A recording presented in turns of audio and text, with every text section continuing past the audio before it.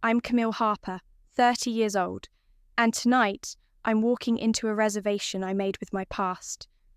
Technically, it's my sister's engagement dinner, an elaborate candlelit celebration at one of Boston's most exclusive restaurants. But to me, this evening is something else entirely. It's a reckoning. The name of the place is Elon, French for momentum. Fitting, because this night has been building for 5 years. And while my family believes they chose this spot for its status, its elite waitlist, its Michelin whispers they don't know that I am the woman who built it, from the sauté pain to the hardwood floors, I'm the reason the maître d' smiles at them with reverence.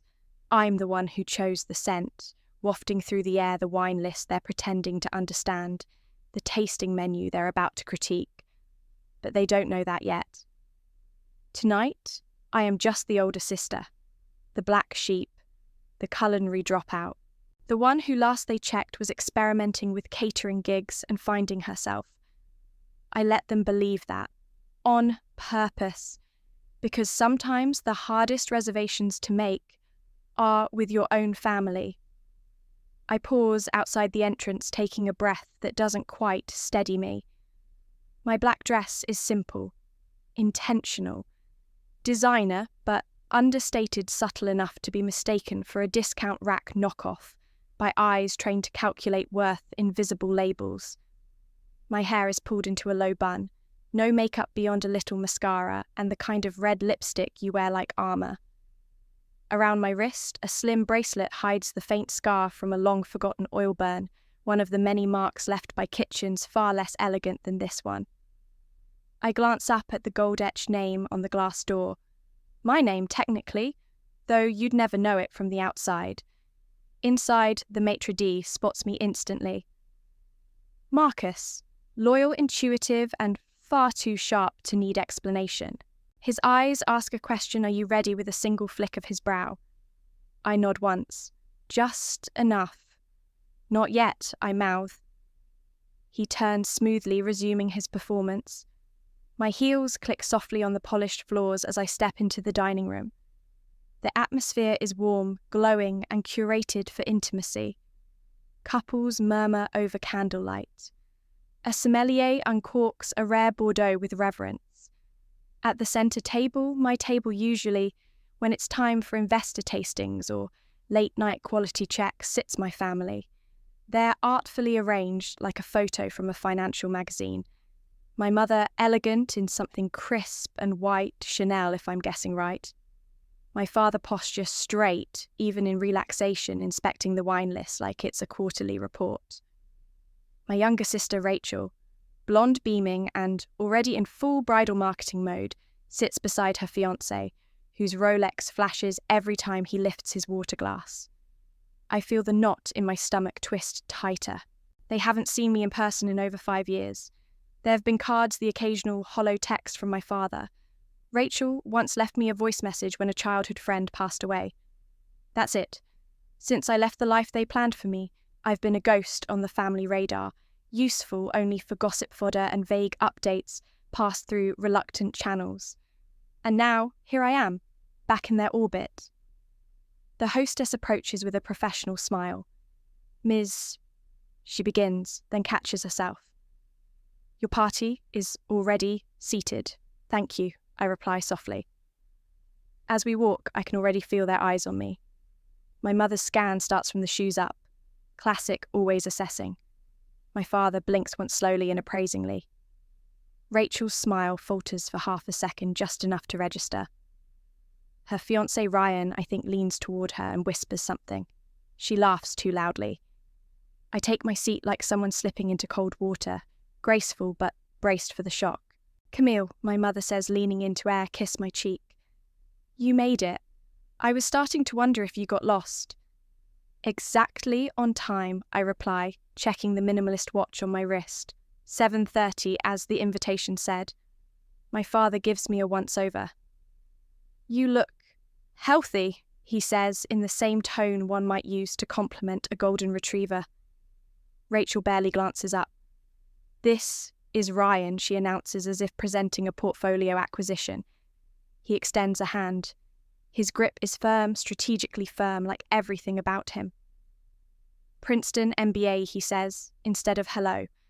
I smile politely, resisting the urge to counter with kitchen fire, third-degree burn, and a Michelin tasting panel in 1 week. My brother Jonah gives me a nod from across the table, but his wife Mallory doesn't even try to hide the way she's analysing my dress. I can practically hear her inner monologue. No label, no ring, no relevance. They've already ordered champagne. Of course they have. A bottle I personally selected, rare, dry, elegant, sits chilling beside them. One of my servers approaches. Her eyes flick to mine. I give a slight shake of the head. Not yet. We clink glasses. Rachel makes a toast. Something about success, about the future. I raise my glass and take a sip of the wine I sourced from a vineyard where the owner still calls me the young chef with fire in her eyes. My mother turns to me, her voice too sweet. So, Camille, what have you been up to these days? It begins, and I smile. Because tonight, everything changes. They thought I was the server, and maybe I was just not in the way they imagined. Growing up in the Harper household in Martha's Vineyard was like being cast in a long-running political drama, except no one got to write their own lines. Our lives were rehearsed performances, each child, a curated brand, each milestone, a press release. My mother, Diane Harper, was a master producer, polished, unflinching, and armed with a degree in strategic reputation management. Figuratively, though she might as well have had one, she approached parenting the way others approached venture capital. Every child was an investment. My older brother Jonah was the Golden Portfolio National Merit Scholar, Harvard Economics MBA from Wharton. Then there was Rachel, our family's answer to legacy and likability, Stanford undergrad, Columbia Law, fluent in 3 languages, and always camera ready. My place undefined, unbranded, unwelcome, if we're being honest. From the beginning, I had an inconvenient fascination with heat, spice, and texture. While Jonah memorized market trends and Rachel color-coded her class notes, I was in the kitchen with Carmen, the woman who cooked for us, loved us more gently than our own mother, and never corrected my hunger for flavor the way everyone else corrected my hunger for attention. Carmen was from Jamaica. Her oxtail stew had magic in it. She hummed while she chopped, whispering to her spices like they were old friends. At 7, I asked her to teach me how to make bread. At 9, I knew how to temper chocolate and make a roux. At 12, I cried over a ruined lemon curd, and she didn't tell me it was just food. She said, "That means you care, baby. That means it matters." My mother hated that. "Cooking is not a calling, Camille," she told me once after catching me sneaking Carmen's spice rack into my room like contraband. "It's a convenience. And we pay for convenience. We don't become it." The words landed like cold butter in a hot pan, sharp and hissing, leaving behind a stain no matter how fast you wiped. I remember looking at her that day and thinking, I don't want your life.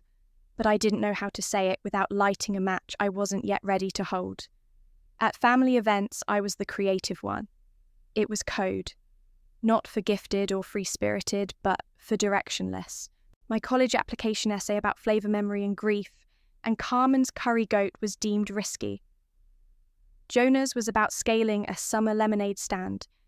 He got a scholarship. At the Christmas gala when I was 17, my mother introduced me to a senator's wife as our little artist, still figuring things out. Rachel smiled sympathetically, her teeth gleaming behind a flute of champagne. Jonah handed me a napkin to wipe invisible smudges off my thrifted dress. I still remember the weight of it, his kindness, and how even that felt like condescension. No one asked what I wanted. Not really. They asked what I planned to do after this phase. Culinary school was treated like a punchline. My father called it vocational therapy. My grandmother, the only one who ever encouraged it, died before I finished my first semester. Still I cooked. In secret. In borrowed kitchens. In the middle of the night when the house was silent and no one was looking, the oven light became my confession booth, the mixing bowl my altar. I'd write recipes in the margins of business textbooks knead dough like it could carry away my doubt. Cooking didn't feel like an ambition, it felt like breathing, and that terrified them. Because in a world where everything was supposed to be calculated, networked, resume boosted, Forbes, verified, I was choosing something that couldn't be measured by LinkedIn or legacy. I was choosing something messy, something deeply mine. The Harper name came with expectations. I didn't meet them, I challenged them, I rejected them, and for that, I became the outlier. The whispered concern, the disappointment, they all spun into detached amusement. Camille is following her passion, they'd say, with smiles so tight they might as well have been grimaces. But passion, I've learned, is what remains when applause is gone.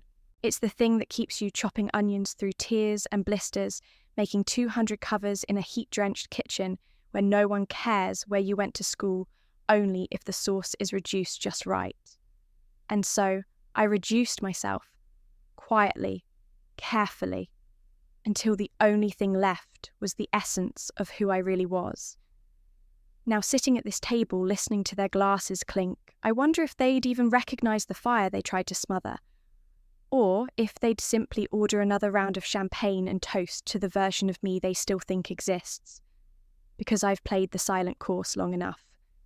And tonight, the main dish is truth. It didn't happen all at once. The explosion that changed everything began with something deceptively simple, a conversation request. I had emailed the dean of the MBA program 2 weeks before, asking to defer a semester. Just a semester. That's what I told myself. Just enough time to breathe, to figure things out. But the moment I clicked send, I knew I wouldn't be coming back. A week later, I enrolled at the Boston Culinary Institute under my legal name Camille Harper. I left the daughter of title blank. The day I told them the sky was bright and blue, as if the universe wanted to contrast the storm that was about to descend. I didn't pick the sitting room on purpose. It just happened to be the first room I saw them both in, side by side like the front gates of a fortress. My mother had a teacup balanced in her fingers, like it was an accessory. My father was reading something on his iPad, probably an earnings report. They looked up as I entered, and my voice when it came out was steady but foreign. I'm not going back to the MBA program, I said. I've decided to pursue culinary school full-time. It was like dropping a wine glass in a cathedral. My mother was the first to speak, setting her cup down so slowly it didn't even clink against the saucer. "You're joking," she said. No question mark. Just icy disbelief wrapped in silk. My father didn't even look at me. "You have 1 semester left." "I know, but staying would be dishonest. I've been doing this for you, not for me. And I can't keep living someone else's life." Finally, he met my gaze. "Don't be dramatic, Camille. Everyone makes sacrifices. You think Jonah loved every second of Goldman, or that Rachel enjoys law school all the time? That's not the point. The point is positioning, leverage, trajectory." Rachel had entered the room mid-conversation, clutching her tablet and half a smoothie. "Oh my God," she said, laughing. "Are we still on this follow your heart thing? Didn't we do that in high school when you wanted to be a food blogger?" I didn't look at her. "I'm enrolling at BCI this spring. Chef Antoine said he'd recommend me for an advanced placement track. I've already paid the deposit." That got their attention. "With what money?" my father asked, voice low and sharp. "My savings. Some freelance work, a few things I sold." My mother exhaled a slow hiss of disappointment. "Camille, you've always been sensitive. But this is impulsive, immature. You'll be working double shifts, living paycheck to paycheck if you're lucky. And when you fail, because you will, what then? I'll start again," I said. "But at least it will be my failure." Rachel rolled her eyes. "Let's see how long your dreams last on minimum wage." She meant it as a joke, but the room didn't laugh. My father stood up slowly, like the full height of his authority was something physical. If you walk out now, he said, you walk out without our support. That means financially. That means logistically. That means permanently. My mother nodded. Don't come running back when reality burns you. They didn't yell. That was never their way. But the cut was clean, surgical. I went upstairs and packed. I didn't cry, I didn't shout, I didn't second guess. I rolled up the only knife that had ever felt like mine, an 8-inch chef's blade Carmen had given me on my 16th birthday. She'd called it my compass. I folded the leather-bound recipe journal I'd been keeping since I was 14 and tucked it into the side of my duffel like scripture. A few clothes, a metro pass, a photo of me and Carmen taken in the old sunlit kitchen. As I zipped my bag, I realized I wasn't sad. I was angry, but underneath the anger was something deeper. Resolve. A strange, shimmering clarity I hadn't felt in years. I passed Rachel on the stairs. She was texting, didn't look up. I paused at the front door. My hand hovered over the knob for a second longer than I'd meant it to. Behind me, I could hear the muffled hum of their life, continuing tea being reheated, emails being sent, the next chapter of their perfect narrative being typed without me in it. I stepped outside. The night air hit me like baptism. Cold. Real. Alive. I stood there shivering slightly, gripping my bag strap and knife roll, and looked up at the stars. They didn't care about GPAs or business plans. They were just there. Honest, distant, burning for no one's approval. I took a breath and whispered, let them watch me burn. Because sometimes fire is not destruction. Sometimes it's how you forge steel. The first night in my new apartment, the heater didn't work. It groaned like an old man with regrets, then gave up entirely. I slept in a hoodie and 2 pairs of socks curled around my duffel bag like it might protect me from the cold or the creeping doubt I hadn't yet learned to name. The floorboards squeaked under every step, and the walls were thin enough to hear the neighbours arguing in 3 different languages. But it was mine. All 518 square feet of it.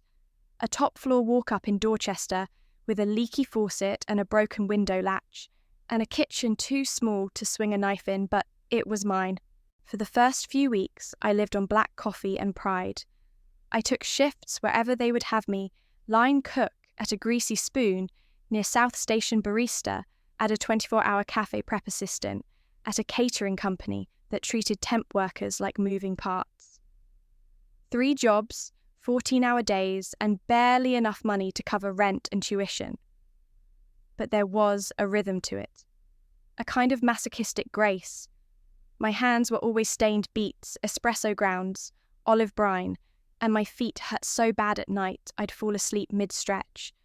I learned to time my showers to the hot water schedule of the building. I learned which corners of the mattress didn't sag. I learned how to carry shame in my pocket without letting it leak into my posture. The Culinary Institute was my only sanctuary. BCI wasn't glamorous. Most days smelled like burnt starch and crushed ego, but it was honest. There were no trust funds here, just knives and sweat and the relentless pursuit of better. Chef Laurent Bisset ran the intermediate course, a French transplant with scars on both hands and eyes that missed nothing. He didn't care that I came from money. He didn't care that I had once sat on the board of a non-profit or that I had a 3.9 GPA in business school. What he cared about was whether I could julienne carrots blindfolded, whether I understood that a beurre blanc is a whisper, not a shout, whether I could fail spectacularly, then show up the next day ready to fail again. The first time I burned myself badly, it was on a sauté pan left too long over the flame. I had reached without thinking, something he had warned us never to do, and the metal kissed my skin like punishment. The burn curled angry and red across my inner wrist, blistering fast. I gasped, dropped the pan, and stepped back, more humiliated than hurt. Chef Bisset didn't flinch. He handed me a towel soaked in vinegar, nodded at the dish station, and said, "Now you clean." He didn't ask if I was okay. He didn't tell me to sit down. And I didn't want him to. Because in that moment, I realized something. Pain wasn't proof that I didn't belong. It was the price of admission. The scar faded from angry red to pale pink over the months. Now it's barely visible unless you know where to look just beneath my bracelet, along the curve of bone. But I still feel it sometimes, a phantom sting when I'm playing with focus or when I watch someone else reach too fast, too blind. That mark is mine. It isn't a wound anymore. It's a memory, a lesson, a signature written in heat. There were days I wanted to quit. Nights when I counted coins for groceries, skipped dinner, pulled dough from the freezer, and cried into plastic wrap. But every time I thought about calling home, about asking for help, I remembered my mother's voice. Don't come running back, and something inside me turned cold and stubborn and ancient. Instead, I ran to the kitchen. I poured every fear into my mise en place. I worked until my fingers bled and my vision blurred, until I could dice an onion with my eyes closed and balance acid with instinct alone. I learned that discipline is a language you speak with your body, not your mouth. That joy can live inside exhaustion if the flame is real. And the flame was real. So I fed it, relentlessly, obsessively. I traded brunches for burn cream pedicures, for steel-toed clogs, dates for double shifts. I became the kind of tired that lives in your bones, but also the kind of proud that lives in your spine. No one from my family ever visited, not once. No check-ins, no letters, just silence. But somehow, their absence only made me louder. Not with words, but with craft. Every dish I touched was a rebuttal. Every plate that came back clean was a small, quiet revolution. I wasn't just building a career, I was building a voice.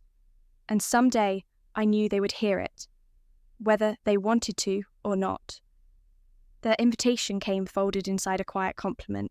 I was working at a private supper club in Beacon Hill, one of those dimly lit affairs where guests whispered their orders, like secrets, and wine flowed like unsaid truths. The kind of night where the tablecloths were crisp, the conversation measured, and the menu was always more about soul than spectacle. I had been invited last minute. Chef Antoine had a family emergency, and someone from the client circle remembered the girl who could turn turnips into poetry. I said yes before they finished asking. The kitchen was barely functional, 2 induction burners, 1 convection oven, and a refrigerator that wheezed like it had seen too much, but I treated it like a stage. I moved with purpose. Every garnish mattered. Every flavour had to earn its place. I didn't know who was eating on the other side of the swinging doors. And I didn't care. I cooked like the meal was a confession, like I was saying everything I'd never had the chance to say in words. That night, I served a 6-course tasting menu I'd curated just for the event. There was roasted, golden beet carpaccio with coriander yogurt and pickled fennel, sunchoke velouté with brown butter and smoked salt, halibut crudo kissed with citrus and dill pollen. The star was a lamb tenderloin, slow-roasted crusted in black garlic, and rosemary nestled beside a charred leek puree and wild mushroom juice. For dessert, a goat cheese and honey tart with thyme shortbread. It wasn't revolutionary, it was honest. After the final course, a young server slipped me an envelope. No note. Just a card thick with white cream-coloured embossed. It read, Eleanor Bright, Senior Features Editor, The Fork. On the back, a line written in delicate looping, cursive no branding, no gimmicks, just clarity. If you're ready to build something, I want in. I didn't sleep that night. I read and reread that note until the words etched themselves behind my eyes. I Googled her, respected, feared, known for launching careers and destroying pretenders. She didn't invest. She observed. But when she believed, it meant something. We met 2 weeks later at a narrow cafe on Charles Street. She wore vintage denim horn-rimmed glasses and no pretense. "I want to invest," she said, sliding me a binder, not a pitch, but a blank proposal waiting for me to fill it in. "I know someone with money and good taste. He trusts me. I trust you. I don't want investors who want their name on a plaque," I told her. "Neither do I," she replied. "I want to eat something that makes me feel like I've been let in on a secret. Build that and I'll find the money." We found a space in Tremont Street, an old flower shop with high windows and uneven floors tucked between a bookstore and a forgotten tailor. I walked in, ran my hands along the exposed brick and saw it instantly. The light, the bones, the soul. We gutted it slowly, carefully, leaving the imperfections intact. I designed everything, no interior decorator, no consultant, just instinct and a sketchbook. Reclaimed wood tables from a retired schoolhouse in Maine. Linen napkins dyed with tea and turmeric. The chairs were mismatched on purpose. The plates handmade by a ceramicist I met at a flea market. We called it Elan, a word that meant energy, spirit, momentum. It felt alive in my mouth. It felt like forward motion. We opened with no sign, just a brass E on the glass. No PR firm, no influencer campaign. We let the food speak. We whispered and the city leaned in. The first week we had 8 guests. The second, 30. By the third month we were booked 2 months out.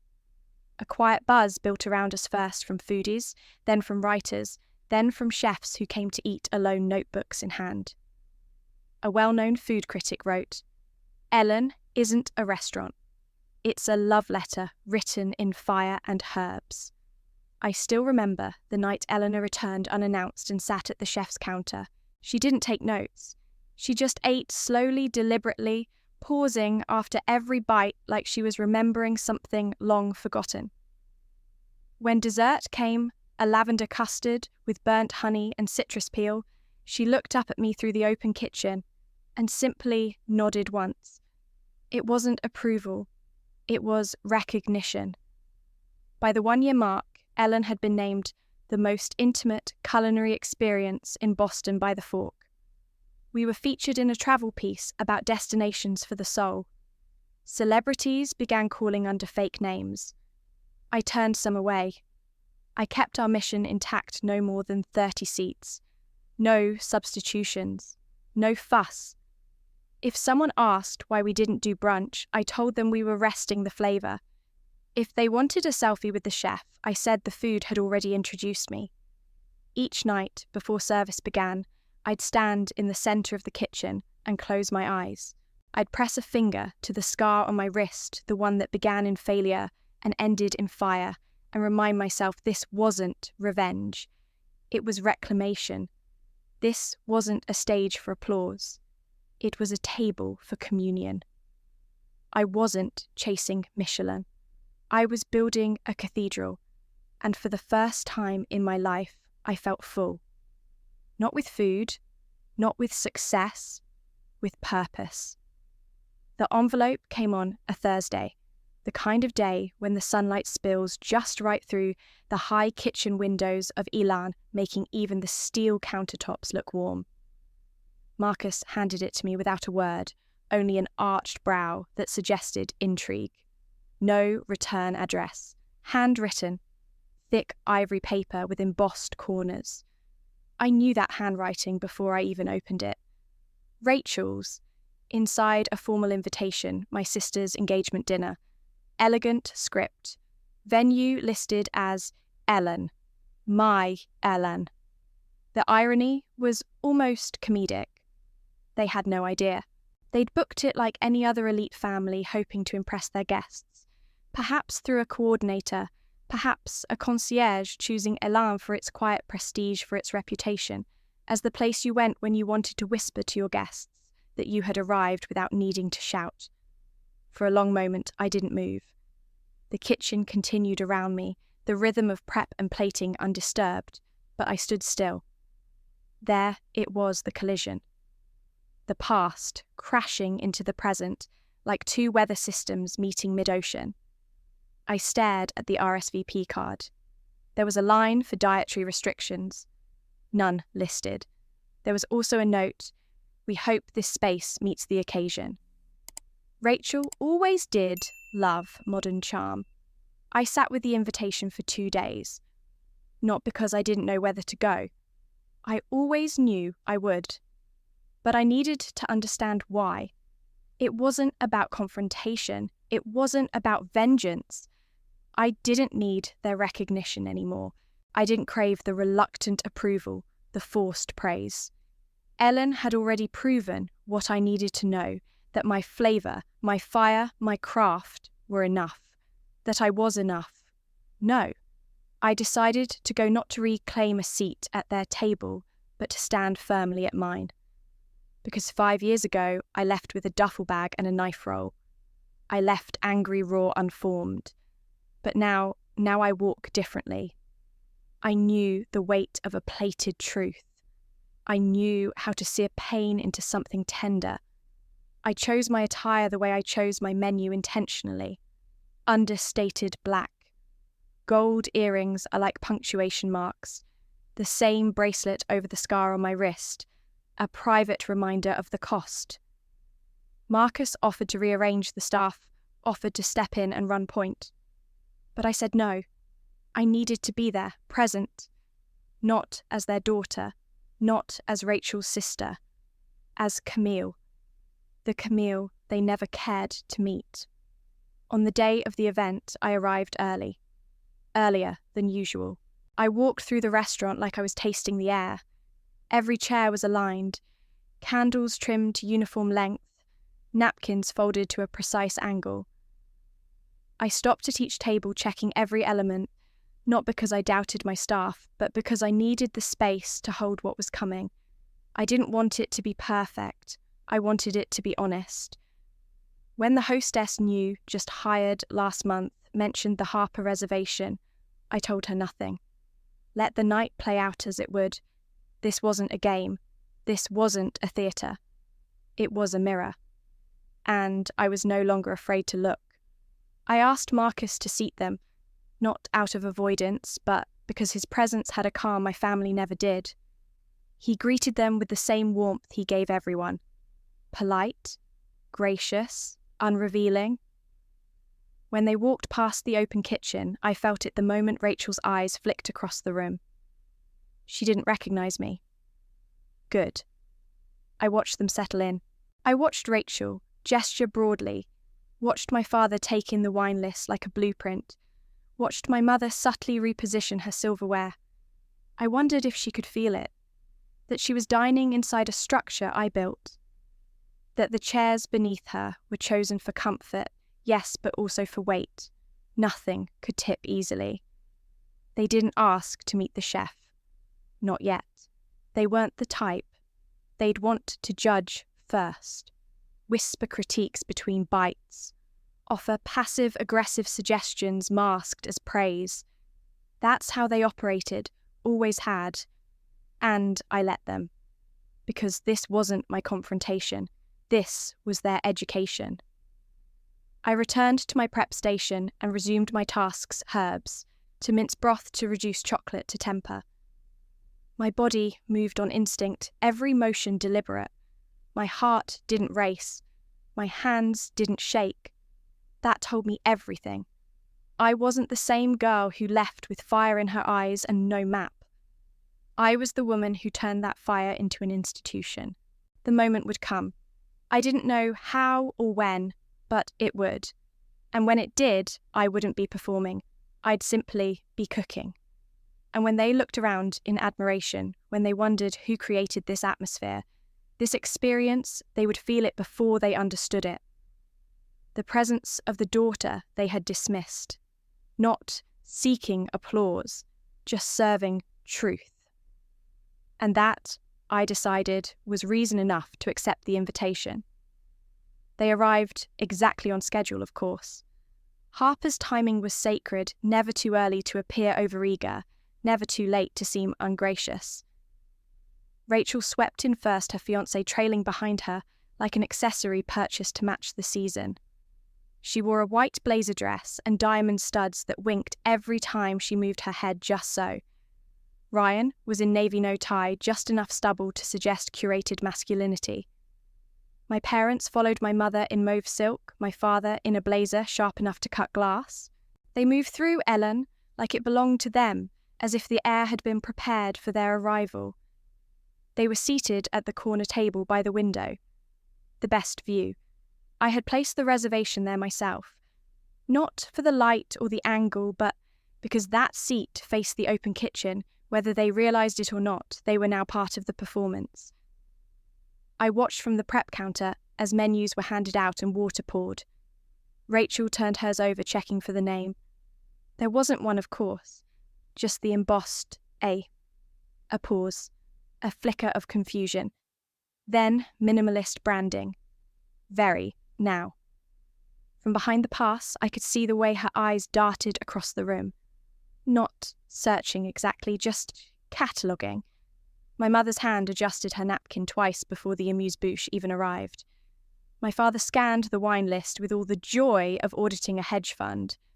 When the sommelier approached, he gestured for the second-best bottle. Not the most expensive, never gauche, but high enough to imply discernment.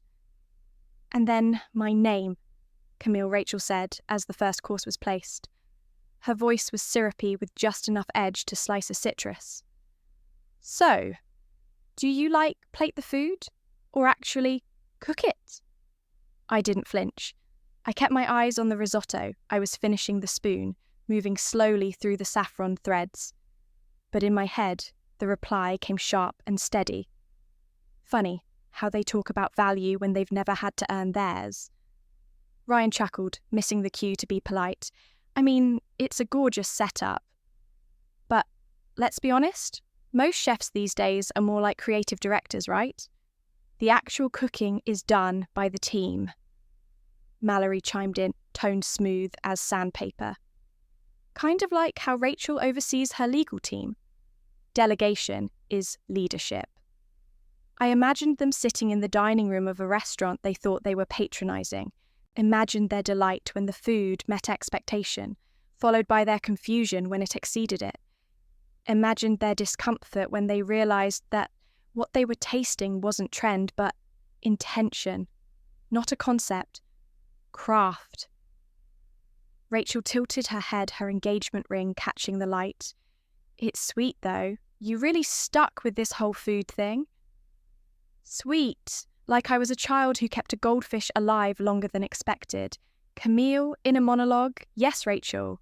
And you stuck with the law. Except your courtroom is Instagram. And your verdicts are filtered. My father cleared his throat. It's an admirable venture. Of course, restaurants are notoriously unstable. High failure rate. Camille in a monologue. So is pretending to love your life and still needing to drink before dinner. The appetizers arrived. Tuna crudo with yuzu and chili oil garnished with micro basil. It was plated like an invitation. Ryan took a bite and raised an eyebrow. This is actually amazing. My mother dabbed her lips with her napkin. A bit heavy on the acid, don't you think, Camille in a monologue? So is your presence, mother, and yet we all swallow it. I watched Marcus glide past their table, offering silent refinements. The staff moved like dancers, calm, efficient, reverent. Every detail was mine. Every ingredient was chosen with intent. But to them, I was still the dropout, the distraction, the deviation. Jonah tried as always to be the diplomat. The flavours are really balanced, he said. Kind of reminds me of that tasting in Napa. Remember that one, Rachel smirked. Except in Napa, the chef introduced himself. A beat passed. Camille in a monologue, I will. When the dish is done, not when your ego needs feeding. They kept going. Subtle digs disguised as curiosity. Compliments that curled at the edges. I let it all wash over me like steam off a stock pot, because I wasn't there to defend. I was there to serve, not them, not their expectations. the truth. The next course was being fired. Literally. Wood-grilled duck with hibiscus glaze. I finished the plate, wiped the rim, and passed it to the server with one quiet word. Go. The amuse-bouche had already been served, a delicate spoonful of roasted fennel puree topped with a sliver of compressed pear-pink peppercorn and a single petal of micro-violet. It was the kind of bite that demanded attention, brief but bold like a whisper with teeth. It had taken me weeks to refine and 3 sourcing trips to the Hudson Valley for the perfect seasonal fruit pairing. It had also just been nominated for a regional James Beard nod under Innovation in Simplicity. Rachel lifted her spoon, eyed the dish as if it were a riddle wrapped in garnish, and said loud enough for the next table to hear, "Is this pudding?" Ryan leaned over, inspecting. "Kind of looks like baby food with a flower on top." He chuckled. Mallory took a picture of hers before tasting it. Captioning it, I could almost guarantee something along the lines of trying avant-garde tonight. My mother didn't even taste it before commenting. You know, back in my day, amuse-bouche meant an actual amuse. This feels a bit calculated. Camille, in a monologue, calculated, yes. Like every smile you wore to PTA galas, like every donation with a camera crew in tow. The words didn't sting. Not the way they used to. But I noticed the way my sous chef Anna's shoulders tensed. She had plated every one of those amuse-bouche servings like it was a wedding ring. Delicate, proud. And I saw the moment the light dimmed in her eyes as she overheard my mother's tone. Camille, in a monologue. They think they're critiquing food, but what they're dismantling is courage. What they're calling pretentious is passion spoken in a language they never bothered to learn. The server returned, cleared the plates with a professionalism that masked her hurt. She gave me a glance, a flash of apology. For what I wasn't sure, maybe for bringing that dish into the line of fire, maybe for thinking this table would be different. Rachel pushed her empty spoon aside. Honestly, it's cute. I mean, I don't get it, but I'm sure there's a market for this kind of thing. People love to be impressed by things they don't understand. Camille in a monologue. And some people love to misunderstand when it keeps them at the centre of the narrative. The kitchen around me moved like breath. My team, my chosen family, worked with the kind of reverence only shared hardship can produce. These were the people who had seen me break down over a botched custard, who had covered my mistakes and celebrated my wins with equal grace. And now they were watching my past insult our present. Chef Elena, who had survived 4 cities and 2 shutdowns, whispered to me as she passed. Do they know who they're talking to? I shook my head. Let them think it's someone forgettable. And yet part of me burned, not from shame but from defence, not for me but for my crew. The dishwashers who hummed to jazz while working double shifts, the pastry chef who stayed late to fix a cracked tart shell, the server who knew the difference between Sauvignon and Sancerre by scent. They didn't deserve this. They deserved reverence. The sommelier, bless him, refilled glasses with a grace only years of managing egos could teach. Ryan swirled his wine like a man pretending to understand legs and tannins. Good pairing, he said vaguely, nodding at his glass. My father glanced at the amuse-bouche notes, a bit heavy-handed on the concept, but sure, I suppose, for trend-seekers, it'll do. Camille in a monologue. This isn't a concept, it's a memory plated. It's the first bite of summer I learned to love as a child in Carmen's kitchen. It's the way a pear softens when you speak gently. But why would you know that I turned slightly just enough to see Marcus signal that the duck was being received well at the other tables? Relief flitted through me, quickly replaced by determination. Tonight was not a night for fragility. Tonight was the night that art spoke louder than the artist's silence. I stepped into the plating line sleeves, rolled movements precise. The third course was already being assembled: ricotta gnudi with sage brown butter toasted hazelnuts and charred lemon zest, a dish rooted in comfort, designed to disarm, to remind. And if they missed the message again, that was fine. Some truths aren't meant to be explained. They're meant to be tasted. And this truth would come course by course, like a memoir written in flavour, like a fire that started soft and was about to spread. I checked the next round of amuse-bouche being readied for a different table, adjusted the violet petals, double-checked the puree texture. Not because I doubted it, but integrity isn't just for when you're being watched. I caught Anna's eye, gave her a nod, her lips pressed into something steadier than a smile. She got it. We were not just serving food tonight. We were reclaiming a narrative, one that didn't need translation, only taste. And I was just getting started. The next course arrived, handmade tagliatelle folded into a gentle nest, bathed in a broth of roasted garlic herb oil, and a whisper of aged pecorino.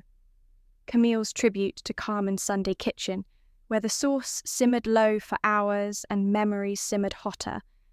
This was the flavour of belonging, of stories stirred with wooden spoons, of a woman who taught Camille the difference between heat and warmth. The scent alone was an embrace, one that wrapped the room in something softer than nostalgia and deeper than hunger. As Ryan poked at the pasta, he frowned, served cold, a gutless jab thinly veiled as confusion. Mallory added, "Portions are modest. I'd expect more substance for the price." Camille in a monologue. Funny how people who never knew hunger are always the first to complain about not being full. My family's old reflex kicked in judge before tasting, price before craft. Meanwhile, across the room, other diners leaned in, savouring each forkful in silence. The couple by the window closed their eyes as they chewed. The professor at table 3 nodded, once scribbling notes in the corner of her leather-bound journal. They didn't need to know the story. They felt it.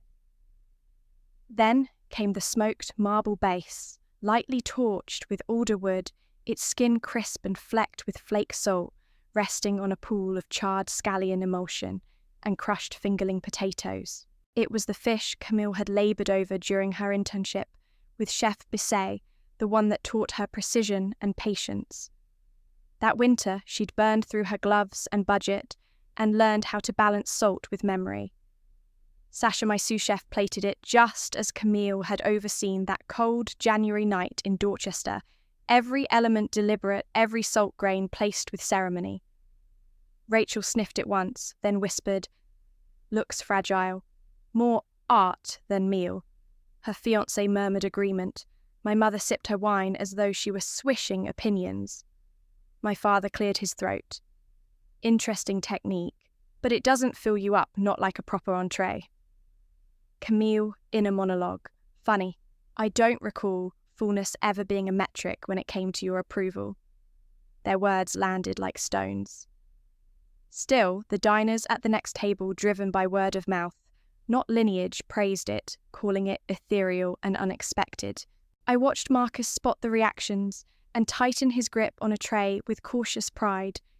Inside, I felt the old hurt rise but steadied it with a breath. Each casual insult about portion price prestige bounced off the vessel of truth I'd built. Camille's plates weren't just food. They were chapters in her story, the childhood, the exile, the apprenticeship, the triumph. And even if her family remained deaf to its language, the flavours spoke.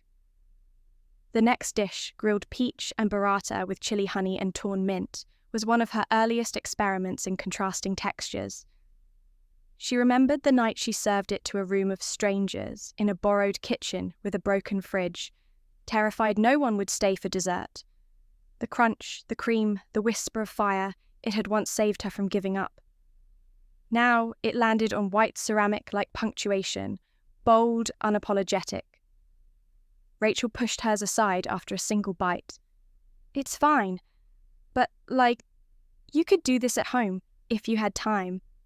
Ryan reached for his phone mid-course. My father commented, Not bad for a hobby. My mother, bored, adjusted her bracelet. Camille, in a monologue. You don't have to like the story, but don't pretend it wasn't written in blood. There was one final course before the reveal. Camille stepped away from the line hands, briefly steadying on the prep table. The last dish was hers alone to plate. No sous, no assist. It was the one she called the return dark chocolate ganache, smoked sea salt, a glaze of burnt orange, and a shard of sugar glass, laid delicately atop a nod to fragility and edge to sweetness, earned through fire.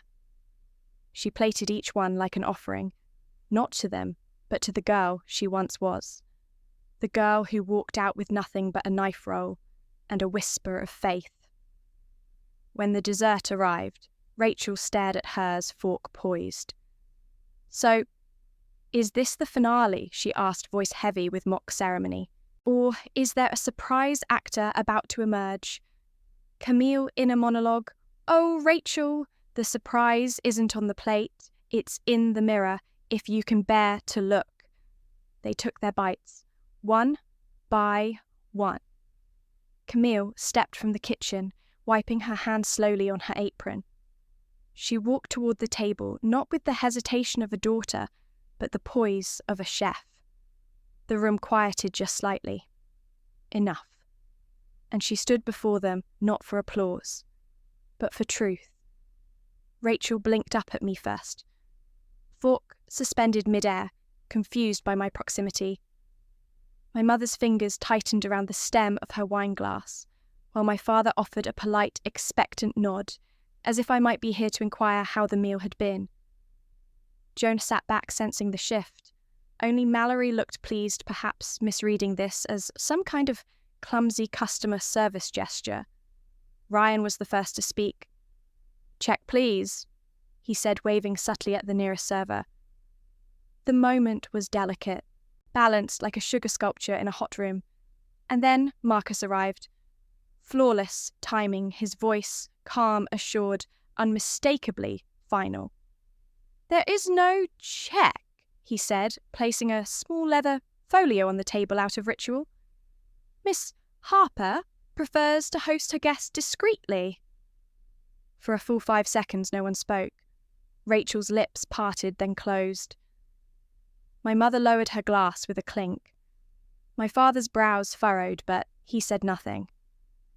Ryan opened the folio and stared inside as if expecting to see a receipt after all.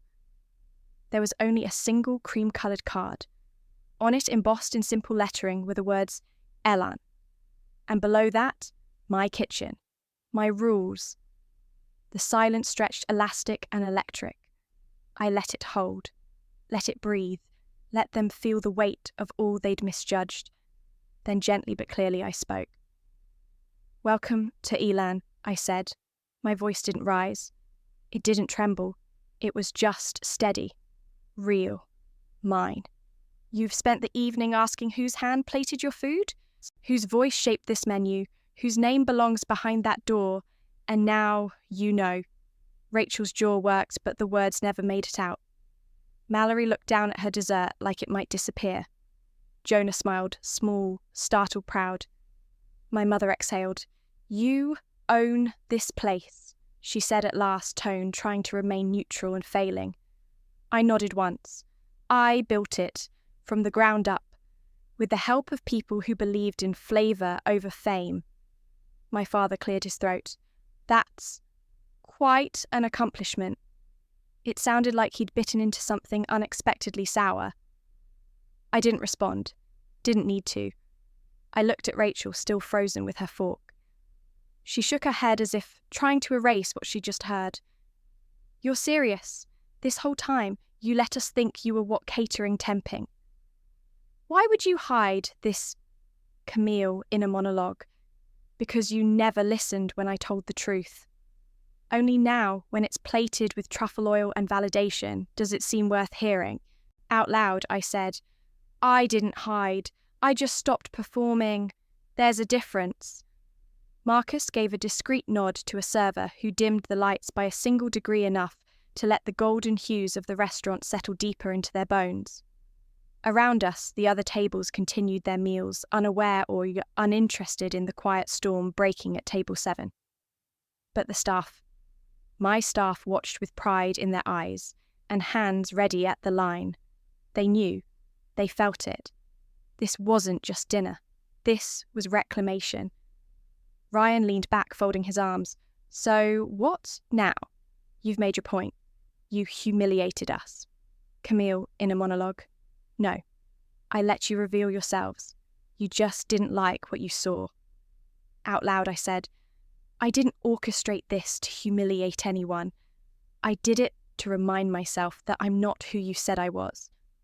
Rachel narrowed her eyes. You let us sit here and talk like idiots. I tilted my head. You spoke freely. That's not on me. That's who you are when you think no one important is listening. The words landed, not with the crash of confrontation, but with the soft, final snap of a puzzle piece finding its place. My mother opened her mouth, then closed it. My father looked at his glass like it held answers. Rachel stared at the card in the folio, reading the line again. And again. I turned, then not dramatically, not defiantly, just turned, and walked back toward the kitchen. My kitchen, where truth didn't come in raised voices or revenge fantasies. It came in courses, it came in taste, and tonight they had tasted me. Every sharp note, every bitter edge, every sweet, impossible proof that I had always been more than they allowed me to be. Behind me, the dining room stirred. The world didn't end, but something did. The illusion, perhaps, the hierarchy, the idea that they still owned the narrative of my life. They didn't. Not anymore. The line cook nodded as I passed. Sasha reached out and squeezed my wrist lightly right over the scar, and I smiled. Not because it was over, but because I had just begun. Again.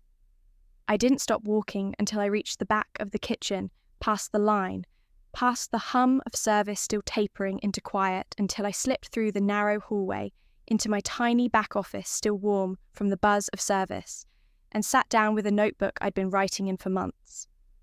The pages were a mix of flavours and feelings, stories told through ingredients, memories captured in margins. I uncapped my pen and finally began the opening to my cookbook. This book isn't about food. It's about the fire that forged me. I underlined it once, then looked up as my phone buzzed. It was Rachel. Can we talk?